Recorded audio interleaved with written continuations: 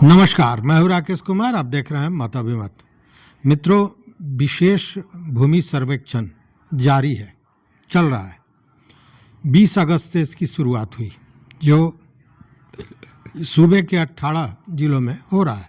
लगभग इसके पूर्व 20 जिलों में हो चुका है और ये अब हो रहा है। जब ये शुरू हुआ तो आपको याद होगा कि CPI-ML के विधान पार्षद रामबली सिंह यादव ने कहा था कि यह सरकार गरीबों से ज़मीन छीनने का काम कर रही है। तब उस समय लग रहा था कि ये राजनीतिक स्टंट है, लेकिन अब की जो स्थितियां देखने को मिल रही है उससे एक बार यह सोचने पर ज़रूर मजबूर होने की ज़रूरत है कि ज़मीन सच में कहीं बिहार सरकार गरीबों से छीनने के चक्कर में तो नहीं है। अब ये मैं क्यों कह रहा हूँ, इसको ज़रा बड़ी गंभीरता से और से सुनने और इसे परखने की ज़रूरत है। देखिए, 2-3 बातें स्पष्ट कर दूँ।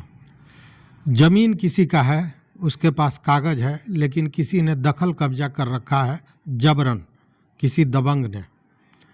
तो वहाँ पे जो ये कहा जा रहा है कि खाता खुलेगा उस व्यक्ति के नाम से जिसके पास कागज़ है, और अभियुक्ति में जो कॉलम अभियुक्ति का है उसमें लिखा जाएगा दखलकार में उस कब्जेधारी का नाम जिसने जबरन कब्जा किया है।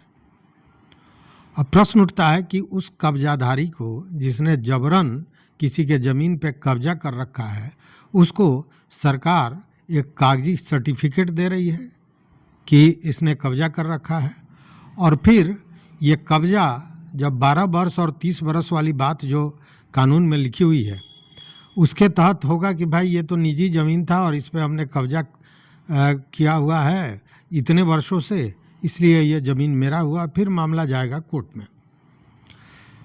मतलब कि यह कहीं ना कहीं एक विवाद को पैदा करने वाला नियम बनाया गया है। अब इसे ज़रा आप सोचिए और सोच कर ये बताइए कि क्या ये सही है या गलत है। अब देखिए, जो गरीबों की बात हमने की उस पे हम आ रहे हैं। अगर आपने किसी पर्चाधारी का ज़मीन खरीद लिया है तो उस ज़मीन से आपको बेदखल होना है। उसका कारण यह है कि पर्चा के ज़मीन का हस्तांतरण नहीं होता है, ये नियम है, और उसके तहत आपको उस ज़मीन से हटना पड़ेगा। वो ज़मीन सरकार की हो जाएगी, बिहार सरकार की हो जाएगी। अब देखिए, अगर किसी गैरमजरूआ मालिक ज़मीन को किसी अंचलाधिकारी ने किसी गरीब के नाम पर्चा कर दिया या किसी व्यक्ति के नाम पर्चा बना दिया, अब वो व्यक्ति उसका पर्चाधारी हो गया और वह उस ज़मीन पर काबिज है, दखल कब्जा किए हुए है और उस घर पे, उस ज़मीन पे घर बनाया है या खेती कर रहा है या जो भी काम कर रहा हो। अब ये प्रश्न उठता है कि इस बार जो सर्वे होगा उसमें ऐसे ज़मीन का क्या होगा। बात आप समझे। मैंने कहा कि किसी अंचलाधिकारी ने, जो CO होता है, सर्किल ऑफिसर, उसने किसी गैरमजरूआ मालिक ज़मीन को किसी दूसरे व्यक्ति को पर्चा काट दिया, उसको बंदोबस्त कर दिया। अब जब सर्वे होगा तो क्या उस व्यक्ति का नाम उसमें होगा? तो कहा जाता है कि उस व्यक्ति का नाम नहीं होगा, इसलिए कि गैरमजरूआ मालिक ज़मीन को बंदोबस्त करने का अधिकार CO को नहीं है। अब देखिए, उसने तो कर दिया और उस ज़मीन पर जो पर्चा, जिस ज़मीन का काटा गया, जो ज़मीन गैरमजरूआ मालिक था, उस पर जिसका पर्चा है वो दखल कब्जा कर लिया, उस पर घर बना लिया। अब वो ज़मीन उसका नहीं होगा। फिर एक नया विवाद। ये केस पहले 2-3 मैं बता रहा हूँ, उसको सुनिए। उसके बाद जो प्रश्न है उसका जवाब आपको देना पड़ेगा, और वो व्यवहारिक जवाब, कानून की बात मैं नहीं कर रहा हूँ, शुद्ध व्यवहार की बात कर रहा हूँ।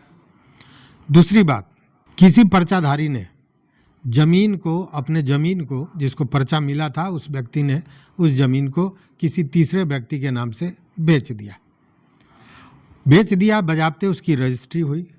रजिस्ट्री के बाद जो क्रेता है, जिसने ज़मीन खरीदा है, उसने दाखिल खारिज भी करा लिया और बजाबता उस ज़मीन पर रसीद भी कट रहा है।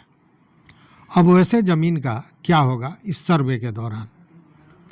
तो बताया ये जा रहा है कि उसमें जो नाम आएगा वो बिहार सरकार के नाम से खुलेगा, इसलिए कि बंदोबस्त की गई भूमि का स्थानांतरण नहीं होता है, उसको बेचा नहीं जा सकता है। दूसरा केस। और अब तीसरा केस मैं बता रहा हूँ कि किसी व्यक्ति को ज़मीन बंदोबस्त कर दिया गया और जो बंदोबस्त किया गया ज़मीन, उस पर उसका निर्विवादित दखल कब्जा है। उस पर वो काम कर रहा है, अपना घर बनाया है या खेती कर रहा है, निर्विवादित, उस पर कोई दूसरा विवाद नहीं है। लेकिन उसके पास उस पर्चा का कागज नहीं है, मतलब ये साक्ष्य नहीं है कि उस ज़मीन को पर्चा में वो प्राप्त किया है। वैसी स्थिति में क्या होगा? तो बताया ये जा रहा है कि वैसी स्थिति में वो ज़मीन का प्रतिवेदन मांगा जाएगा सीओ से, उस ज़मीन का, कि क्या वो ज़मीन बंदोबस्त किया गया है, इसका प्रतिवेदन सीओ से मांगा जाएगा। और सीओ अगर स्वीकार करते हैं तब उस व्यक्ति के नाम से, पर्चाधारी के नाम से खाता खुलेगा, अन्यथा ज़मीन बिहार सरकार को हो जाएगा। ये तीसरी कहानी। अब इस तीनों कहानी को ज़रा देखिए कि एक जगह गैरमजरूआ मालिक ज़मीन को सीओ ने बंदोबस्त किया, मतलब अंचलाधिकारी ने बंदोबस्त किया, उस पर निर्विवादित रूप से वो व्यक्ति रह रहा है, और अब जब सर्वे हो रहा है तो बताया जा रहा है कि वो गलत है, इसलिए कि अंचलाधिकारी के अधिकार क्षेत्र में नहीं है कि गैरमजरूआ मालिक ज़मीन को वो बंदोबस्त करे। तो ये गलती किसकी है? क्या आपके अंचलाधिकारी को ये पता नहीं है कि उसका अधिकार क्या है और क्या नहीं है? और उसकी गलती का भुगतान उस पर्चाधारी को अब करना पड़ेगा जब उसका ज़मीन उसके हाथ से निकल जाएगा, क्योंकि नाम तो उसके खाता तो उसके नाम से खुल नहीं रहा है, तो उसको हम निकलना ही कहेंगे। कल को होगा कि अतिक्रमण खाली कराओ और उसमें उसका घर खाली करा दिया जाएगा, घर हटा दिया जाएगा, बुलडोजर चल जाएगा। तो गलती किसकी है?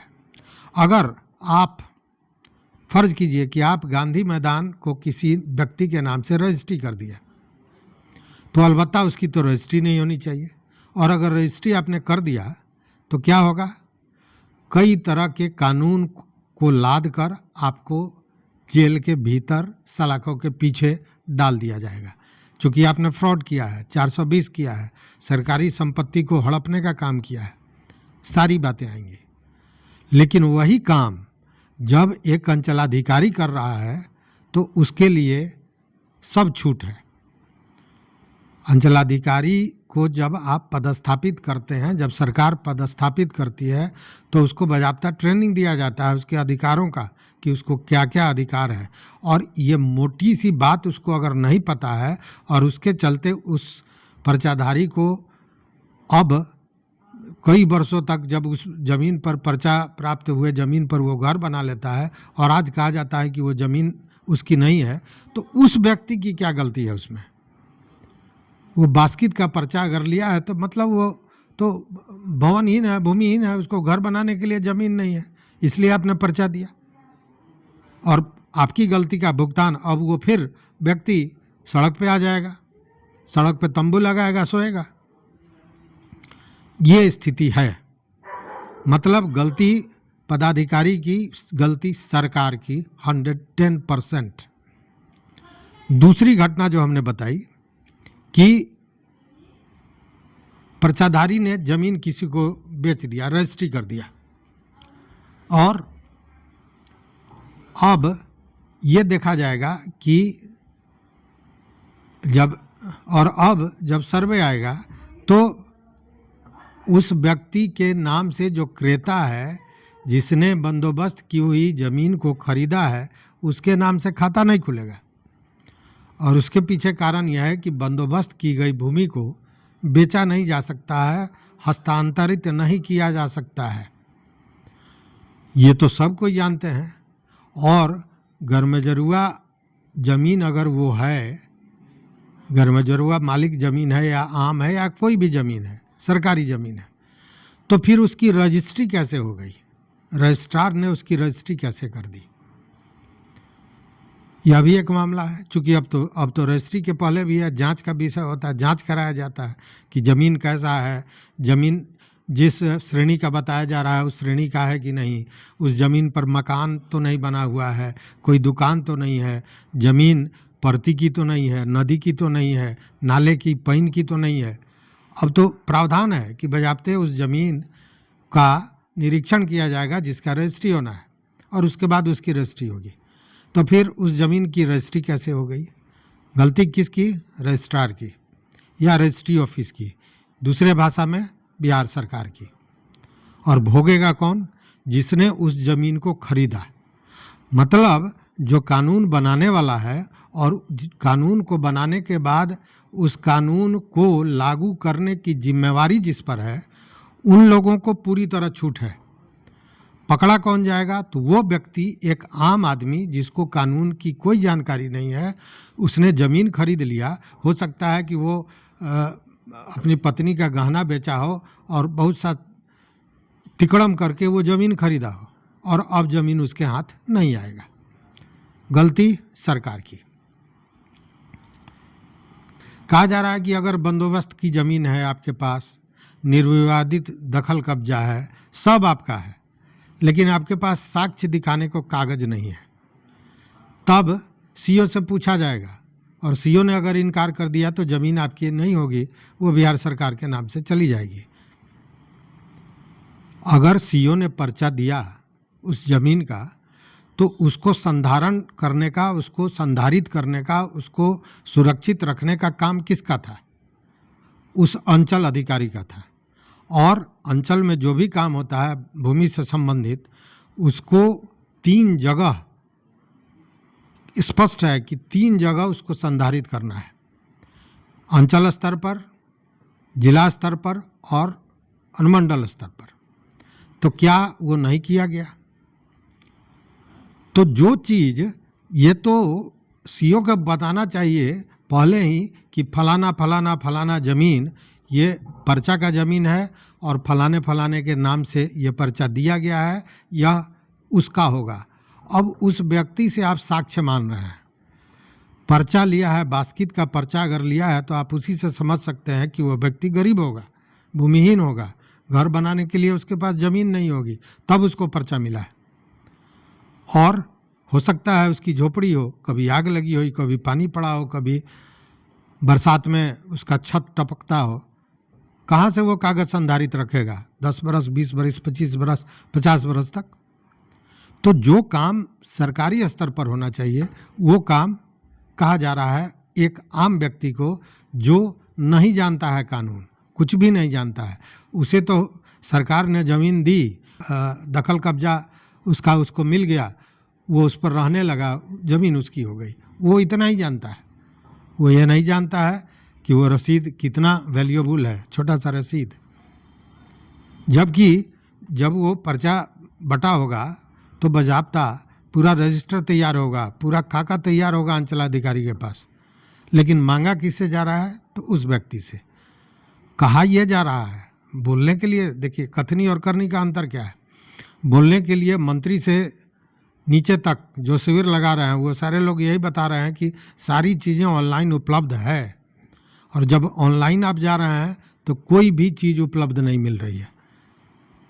आपने रसीद, साधारण मैं बात करूं रसीद की, आपने अपने ज़मीन का रसीद कटाया, एकदम अप टू डेट है, मतलब 22-23 तक का आप रेंट दे चुके हैं, रसीद कटा चुके हैं, मालगुजारी दे चुके हैं। लेकिन जब उस ज़मीन का देखा जा रहा है ऑनलाइन, तो पता चल रहा है कि 2010 के बाद कोई पैसा नहीं जमा हुआ है। ये गलती किसकी है? उस कर्मचारी की है जिसने रसीद काटा, उसको रजिस्टर पर चढ़ाना था, जिसने रजिस्टर पर नहीं चढ़ाया, और वो रसीद की प्रति उस पर हो सकता है कि भूजा खा लिया हो या पान लपेट कर घर ले गया हो। वो गया, अब वो साक्ष्य कहाँ से अगर किसी से मांगा जाए कि आप 22 तक का अप टू डेट का रसीद दीजिए, उसने कटाया भी है। अगर उसके पास नहीं है किसी कारण से तो क्या होगा? अब जैसे पूर्वी चंपारण की अगर बात करें, पश्चिमी चंपारण की बात करें, तो ये सब क्षेत्र है, दरभंगा, मधुबनी, ये सब वैसा क्षेत्र है जहाँ हर साल बाढ़ आना है, जहाँ रहने के लिए लोग अपना घर दरवाज़ा छोड़ के और सड़क पे चले जाते हैं, ऊंचे जगह पे चले जाते हैं। घर में एकमात्र व्यक्ति इसलिए रहता है कि घर का सामान चोरी नहीं हो जाए। वो छत पे अपना समय गुजारता है बरसात भर, वो कहाँ से देगा? तो मिला जुला कर यही कहा जा सकता है कि सरकार ने ये सारे जो नियम बनाए हैं, जो नियम बनाने वाले हैं और जो नियम को लागू कराने वाले लोग हैं, वही लोग इस नियम के विपरीत चल रहे हैं और सारे नियम सही रूप से पालन करने की आकांक्षा की जा रही है एक आम व्यक्ति से जो नियम, नीति, कानून कुछ नहीं जानता है। तो स्थिति यही है। अब ऐसे में आप समझ लीजिए कि अगर इस कैटेगरी के ज़मीन से जुड़े हुए व्यक्ति आप हैं तो वो ज़मीन आपकी होगी कि नहीं, यह बस ऊपर वाला जानता है, क्योंकि सरकार ने तो कह दिया कि यह ज़मीन आपकी नहीं होने जा रही है।